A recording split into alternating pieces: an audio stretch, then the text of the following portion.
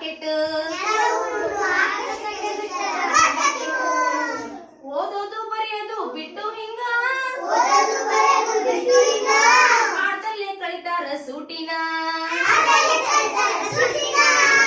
ಬಿಡದೆ ನೋಡ್ತಾರ ದೂರದರ್ಶನ